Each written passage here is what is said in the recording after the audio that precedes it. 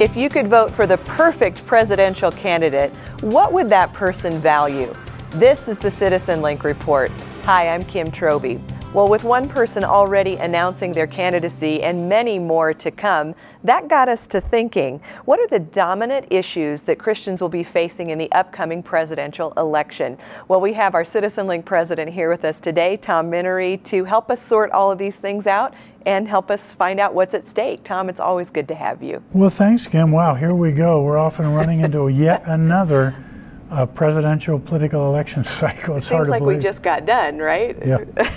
Yeah. Well, let me ask you this. Is it important that we elect a Christian to the highest office in the land? Well, Kim, that's a good question, and that's one that's on a lot of minds. And the first thing to say is I think just about every candidate will be running, every candidate who will be running will probably profess Christianity in some sense. On the Democratic side, even Hillary Clinton, her background is Methodist. Bill Clinton's background is Southern Baptist, so they lay claim to that. And I suspect that most of the candidates running on the Republican side will be evangelical Christians or close to it. But the important thing to me is, how does one's faith play out in one's role as president? For example, and we can't go into all the issues, but here's just one. Do I believe that there is really evil in the world that seeks to undermine good in the world? Or do I believe that everybody's basically good? We just have to reach those terrorists and talk to them and negotiate with them and find them jobs. I think that's erroneous.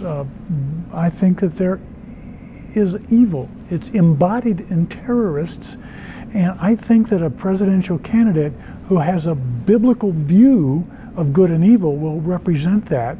And so that's what I will be looking to see more than whether they simply go to church.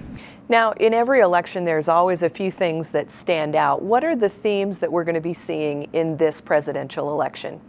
Well, I think some of them have been in the news for many, many months. Terrorism, Obamacare, immigration, jobs. But I think, and this is particularly true for the conservatives running, Kim, I think there's going to be another dimension that will be important this time around.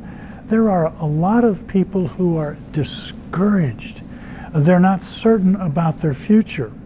And yeah, Republican candidates will talk about getting rid of regulations so businesses can flourish, but most people aren't going to be starting businesses.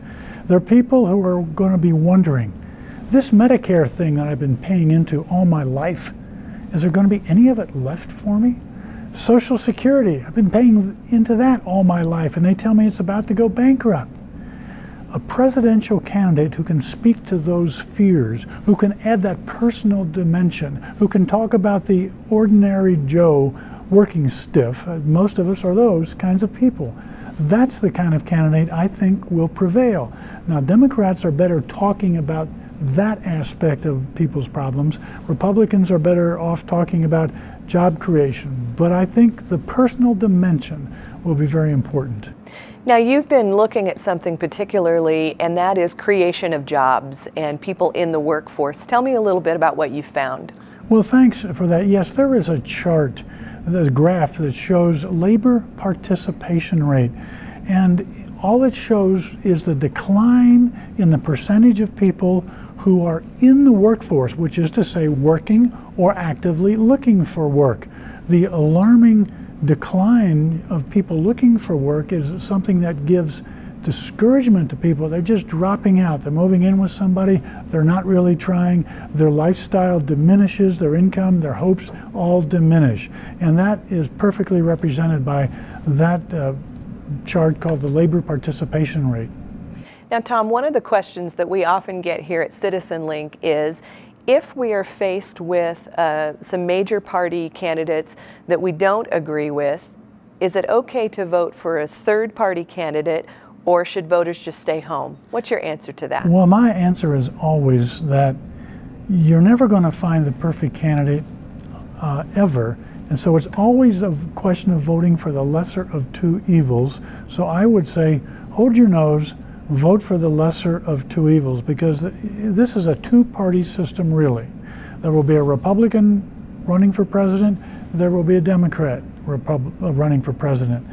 And it's going to be clear which one of those candidates is most close to your values. So vote your values represented by one of the candidates. There is some sense of anger among conservative voters right now. Ultimately, will that help or hurt? I think, Kim, anger is not a sustainable emotion for the slogging, frustrating, slow pace of political progress. When someone says, shut the government down because they're spending too much money, that rouses people for a time. But after a time, even when people do succeed in shutting the government down for a few days, nothing happens. Government opens back up again. And so anger doesn't always work. And my fear is people who use anger to motivate other people will see that emotion decline into cynicism eventually, and people will drop out of active participation in politics. That's what I fear about anger. So what you're saying is this needs to be a marathon, not a sprint. We have to keep going every time there's an election, not just every once in a while when we think it's important. Well, that's right.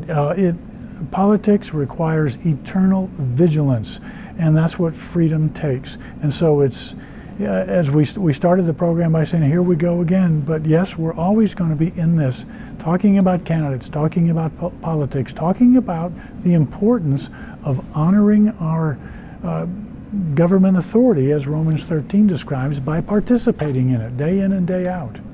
Tom, it's always good to hear your wisdom and insight. You have so much experience in these things, and I just appreciate you being here today. Oh, you're welcome, Kim.